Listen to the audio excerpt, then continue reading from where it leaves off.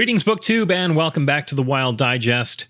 I'm just going to say it. This is now my third attempt at recording this video, and I'm not going to talk about it anymore. That's it. This is going to work. This is 100% going to work. I guarantee it's going to work. Okay, fingers crossed.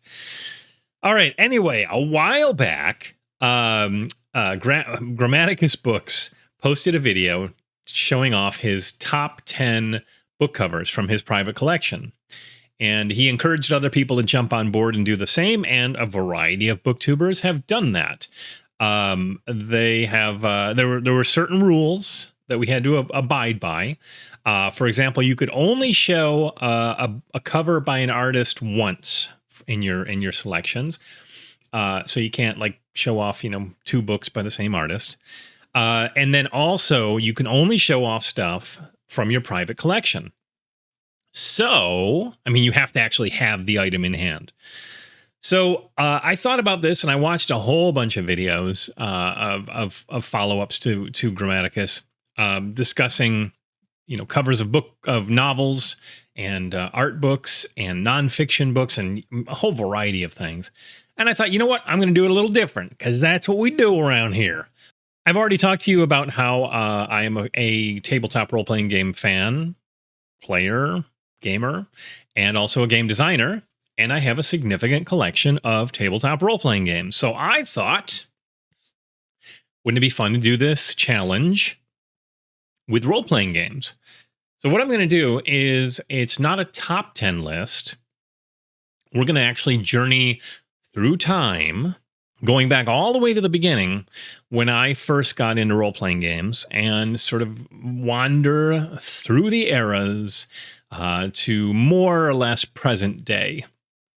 And I'm going to show off some covers that are meaningful to me. Now, they may not be the greatest quality of artwork, but they are certainly important games from my past, and certainly important games in tabletop gaming history in general.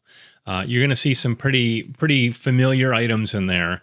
But again, these are all from my personal collection, and they are all things that mean a lot to moi. So we're going to begin back with the very first role-playing game I ever played as a wee lad. This would have been gifted. I believe I have this correct. I think my parents gave this to my brother and I as a combined gift. They gave this to us in Christmas of '79. And we tore into it, and in early 1980, probably like a week or so later, my brother learned it enough to be able to run it for us at the dining room table. And the first players in my role-playing game experience were myself, my parents, the only time they ever played a role-playing game, and my brother behind the Dungeon Master screen. The game in question is, of course, Dungeons & Dragons. But it was this John Eric Holmes edition featuring artwork by Dave Sutherland. And so this was the very first one I ever played, not this particular copy. I don't know where that went, but this is the very first edition of Dungeons & Dragons I ever owned and played. And this cover meant so much to me. And when I think back on my earliest ideas of D&D, this is the image that comes to mind. And Sutherland had already worked on Blackmore, which was an early small booklet D&D book. This was years before. This particular edition was first released, I think, in 1977. And again, I didn't get my copy until late '79, if I'm remembering right. But Sutherland also did a lot of original art for Dungeons & Dragons, like the Monster Manual and such. And it's thanks to him that we still have some ideas of how certain D&D monsters look. He did like the original Mimic, and I think he did the Zorn, and his interpretations of kobolds and hobgoblins and things like that. It all goes back to Dave Sutherland. I think it was Dave C. Sutherland III. He passed away in 2005, but certainly left a legacy of Dungeons and Dragons related art. And so this is my very first one on this list. The Red Dragon and his hoard of treasure, obviously Tolkien inspired. Yeah, this is what started it all for me. So in 1978, this particular volume was released, but I didn't get my copy until 1980. And it was, this was not one that I purchased. I think my brother bought it. Not this particular copy, but the Advanced Dungeons and Dragons Player's Handbook, the very first Player's Handbook for first edition D&D. Of course, at the time, we didn't call it first edition because it was the only edition. But this particular cover by David Trampier is so iconic and so memorable. It has been, there have been homages to that artwork in everything from animated TV to video games to loads and loads of role-playing games to this very day. It's a wraparound cover, so there's sort of a whole story told there if you're familiar with the image. But that is hugely iconic. This particular edition, as I said, came out in 1978. This is a third printing of the book. For those curious collectors at home, you can see the yellow end papers. And this one I picked up, I think it was in a flea market or a game auction, and it's loaded with notes from the original owner. It's kind of fun. It's not in the greatest of shape, but it's a solid copy.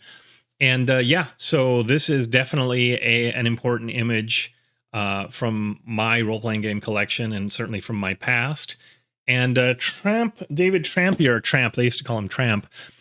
Interesting little side story. He more or less disappeared at one point, and I mean, the checks were being returned, and people at TSR, the publishers of D&D, had assumed he had died. And it wasn't until the early 2000s that somebody ran into him driving taxis in like Carbondale, Illinois. They were eventually able to get him to consider coming back to gaming. And at the time of his death, he was, I think, developing or working on something with Troll Lord Games. Troll Lord is the company that does Castles and Crusades, which is a D&D variant role-playing game. But yeah, so David Trampier, Advanced Dungeons & Dragons Player's Handbook. So 1980, another gift comes along and I think, again, from my parents, and it was either a birthday present or a Christmas gift. And it was another TSR game, and in this case, it is Star Frontiers. And this cover is by the very well-known artist Larry Elmore. And you can see it shows two humans and a Yazirian. That's what this little monkey man up here is. They've just survived their crashed spaceship. Star Frontiers is a very pulpy science fiction role-playing game. It came along when I'm trying to think if anybody else had published anything like it at the time. I don't think so. I mean, you had Traveler, but that was pretty heavy space opera type science fiction. But this one definitely leapt into the sort of the pulp arena. So it was like more closer to Star Wars in that regard. Star Frontiers totally won over my friends and I. We played a lot of Star Frontiers games. I have a pretty extensive collection, and this is the first printing of the game. So if you're a collector, if you see the box that has the blue spine like this, that is the first printing, and the latter printing had a pink spine or a pink edging to match up with the Nighthawks box set that came out, which introduced rules for space combat and spaceships and things. But this cover it takes me right back. Larry Elmore's Star Frontiers cover. Larry also did stuff for TSR and a variety of other publishers, but he's really the artist who helped establish the look of the Dragonlance world in those early days. He did the covers of like all those original Dragonlance novels. So pretty important contributor. Larry is still around. 1983, this particular game comes out. Again, I don't know if I got it in 83. It might have been shortly after that, but my friends and we had already been playing a variety of other role-playing games at this point. And I don't know how this came into my life, and it had to have been later, actually, now that I think about it. But we were all James Bond fans. We loved all the James Bond movies. Some of us even dipped into the books at the time. We were silly young teens. And lo and behold, the James Bond 007 role-playing in Her Majesty's Service role-playing game pops up on our shelves at our local game shop, and it was a must-buy. It didn't matter. We just had to own this game. Now, this cover is by James Talbot, and Talbot did the art for most of the line for James Bond. I don't know what he ever did after that. I really wasn't able to find out too much information about him. I know he contributed to some war games and other games published by Victory Games and Avalon Hill, but he really was the person who established the look of the James Bond role-playing game.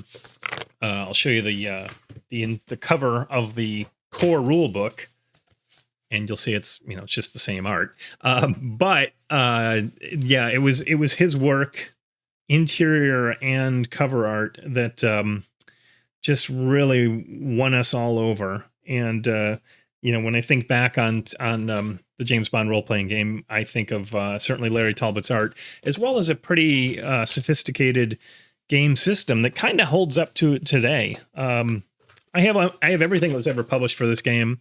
Very happy to have it in my collection. Would love to run it for some people down the line, but it's a fun one, and so that definitely is another one in my list.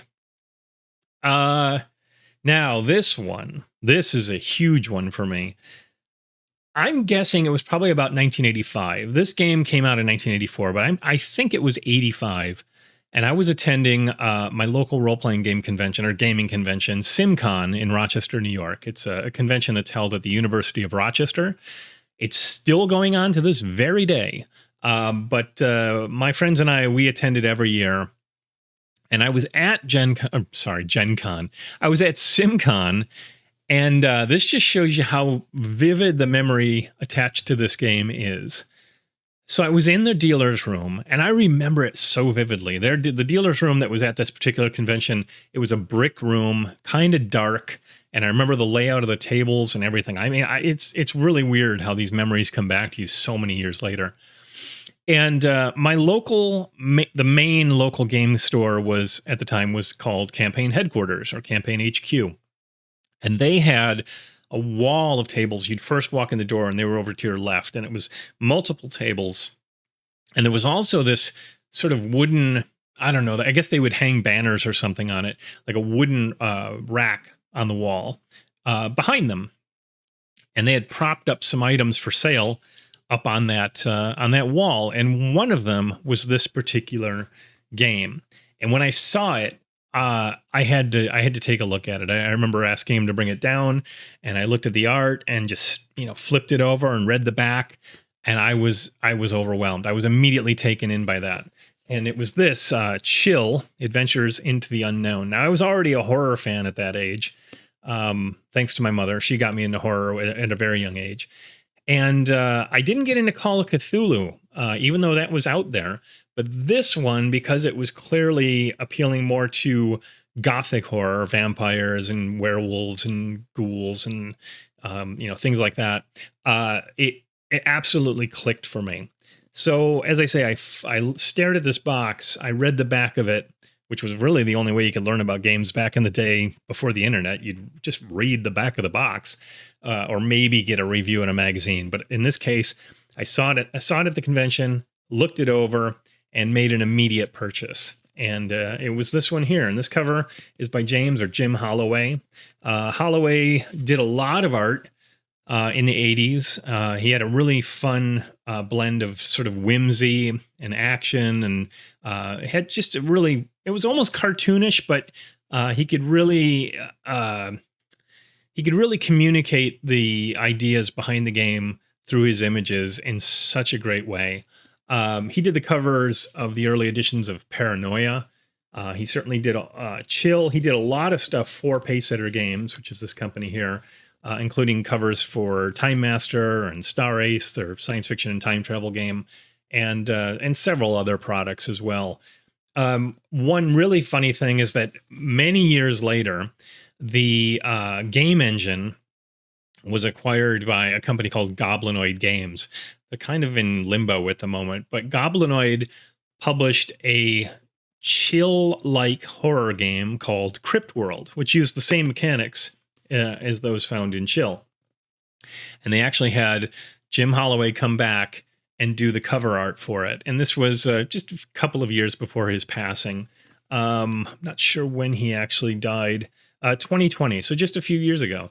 But yeah, so Jim Holloway, Chill, Adventures into the Unknown, such an important image and an important game for me.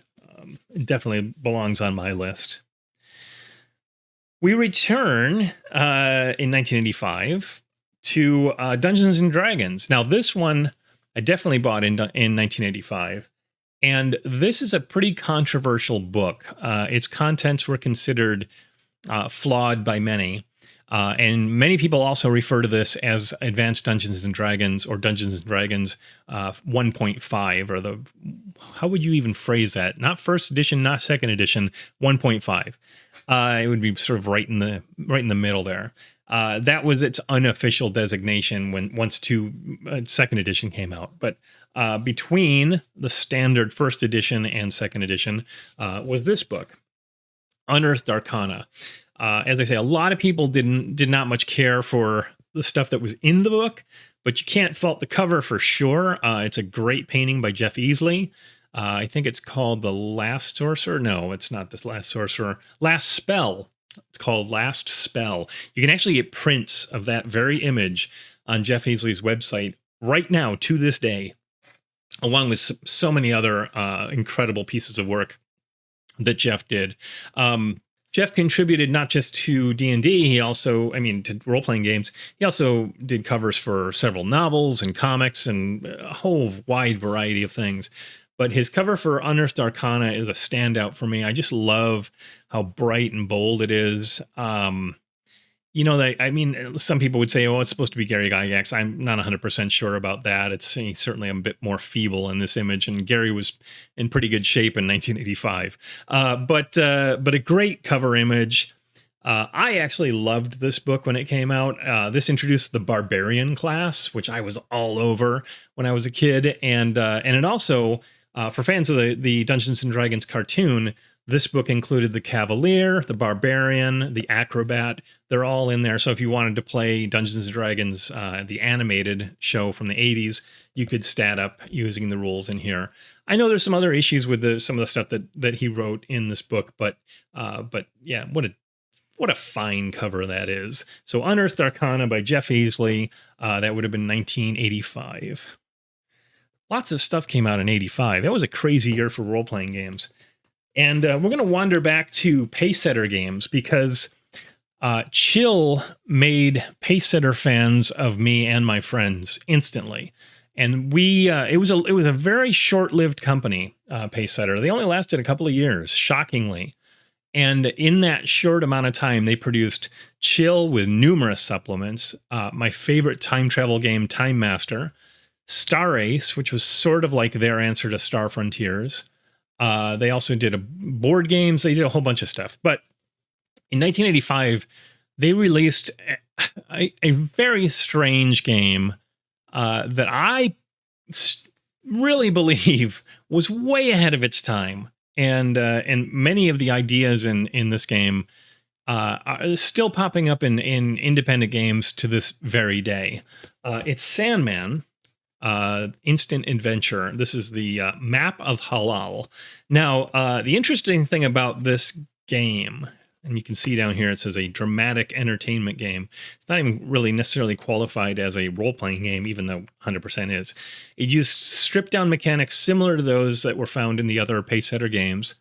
But what was really clever about it is that you started playing with no knowledge of who your character was. You would actually discover who you were as you played the game. Now, the idea was they were going to release multiple box sets. This was the first, I think, of 5 or something like that. And in the end, through a variety of clues, you would fill out a form and somebody would win $25,000 if they got all the answers right. Only one box set came out. Obviously, the prize was never claimed. We did try to answer those questions, but we never got all the answers. I got some of the answers in recent years when I reached out to some of the designers of this game. Something I'll share maybe down the line. We can do a little Sandman talking. But back to the cover. This is a cover that was done by David L. Martin. Martin did a lot of stuff for FASA, including Battletech and Shadowrun, Earth Dawn, things like that. I want to show you the full image. If you open up the box, obviously they used the art on the cover of the book, but they also used it for the Game Master screen. And I'll try to show you some of it here. So there's our center panel right there. And then you have panels on the side here. And all the stuff that's in here is reflected in the actual adventures itself. There's multiple adventures in the box. So you got this amazing triptych that would sit as the Game Master screen. How rad is that? But yeah, so that was certainly an image that I spent many hours staring at. And it was certainly an influential image and also an influential game in my gaming career, so to speak. Okay, that was Sandman, 1985. 1987, okay.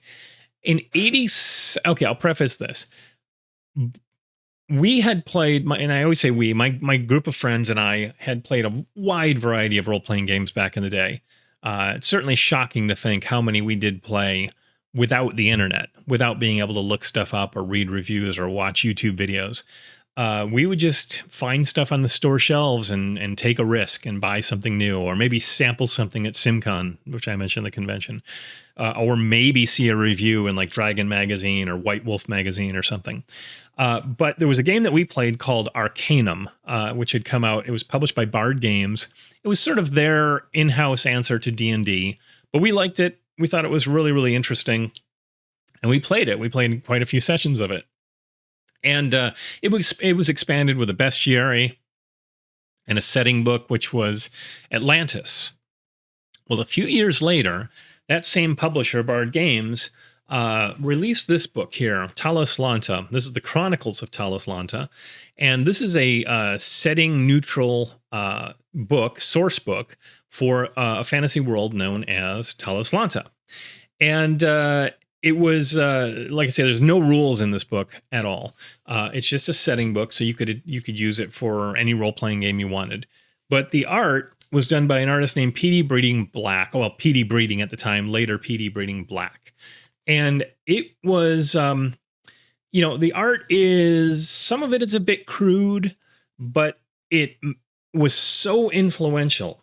It really communicated the essence of this mystical high fantasy world. Talos Lanta was very famous in their advertising for saying no elves, even though there's very elf-like people in them in the setting. But that was sort of their advertising campaign. But yeah, so this was the first book that was released, Chronicles of Talos Lanta, which I immediately grabbed.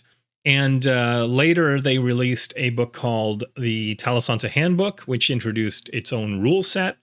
And then numerous cyclopedias and a book on magic and a book on this and that and the others, and a bestiary called the Naturalist's Guide.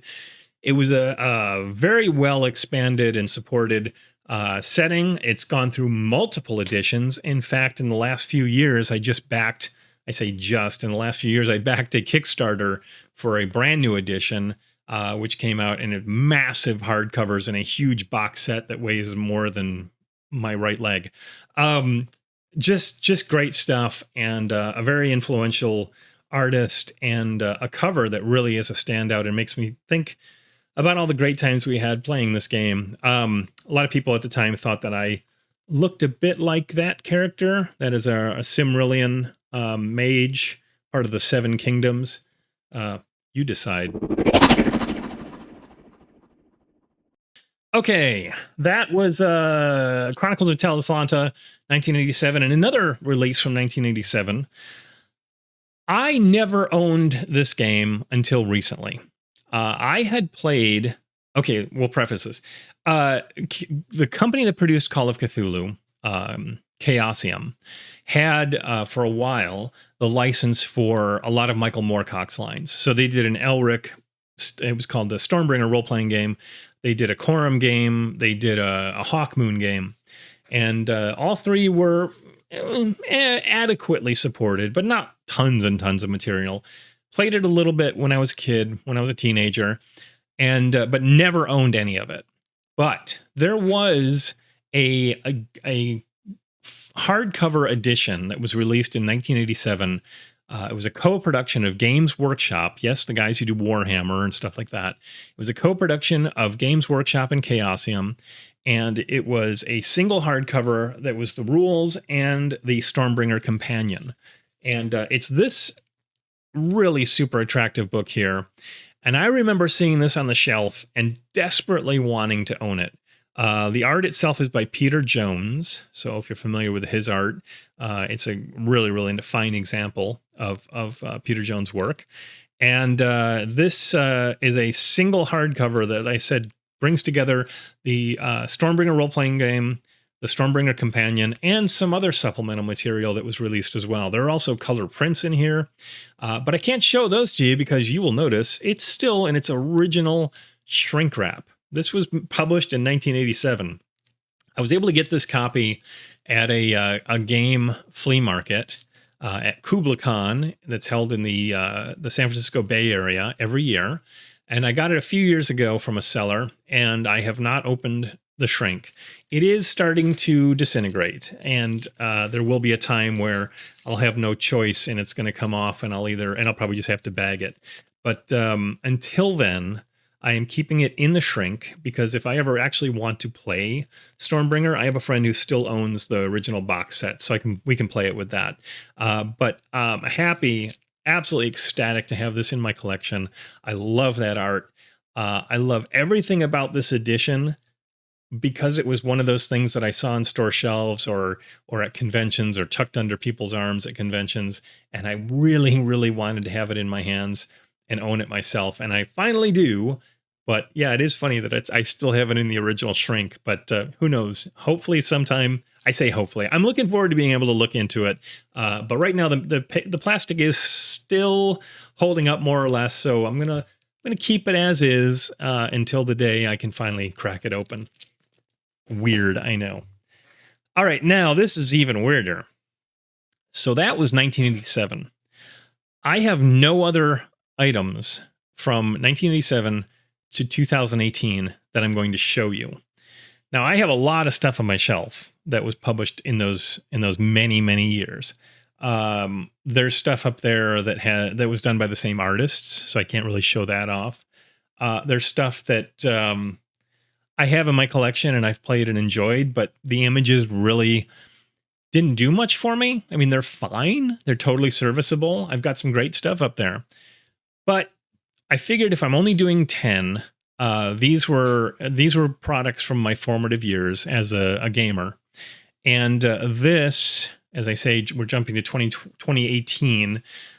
This is the second role-playing game I ever wrote. The first one I did was The Sixth Gun, which has a great cover in its own right, but it's just they repurposed a cover from the graphic novel. But this was a cover that we had the artist produce exclusively for our game. And it is this. Flash Gordon, the role-playing game. Now, I'm extraordinarily proud of this project. I had a great time writing it. I'm not going to do a full overview of the game or anything like that. It's all about the covers. But this cover is by an artist named Aaron J. Riley. Very, very prolific and extraordinarily busy artist who has done stuff for Wizards of the Coast, for Paizo, for me, for Pinnacle Entertainment Group, Monty Cook Games, a whole bunch of other publishers. You will see Aaron's work all over the place. He's great to work with. He actually did work for my my most recent RPG, Pine Box Middle School. And but I thought just because of the Flash Gordon stuff, the pulp sci-fi angle, that a lot more of you would appreciate seeing this particular cover. And you can see it's got everybody on there. There's Flash and Dale and Zarkov in the background, and Baron and Thun in the foreground, Voltan in the back. So it kind of covers all the bases. We also did a source book, which is this one here, Kingdoms of Mongo. Bit of a reflection there. But you can see it has Ming the Merciless up there. It's got, this is Aura, Princess Aura there. Some other characters in the background. But both by Aaron Riley, they make a perfect set. And I'm just so happy to have gotten Aaron to do the art for these books, because it's absolutely phenomenal, gorgeous. And it makes me very happy because I'm kind of new to working professionally in the gaming industry, and to have his work supporting it goes a long way. It really made a difference. So that does it. That is 10, not in the top 10, it's not broken down or ranked in any way, shape, or form. It was a chronological 10 favorites from my collection. And I hope you enjoyed it. It was kind of a fun walk, going all the way back to the 70s through more or less the present day. And I had a great time doing it. I had some technical glitches leading up to this. Oh, wait, I wasn't going to mention that. But anyway, I had a real fun time producing the video and taking a look at some of the stuff in my collection that I don't normally get to pull down all that too often. So anyway, thank you so much for watching. And again, like and subscribe if you haven't already. And I will see you in the next video.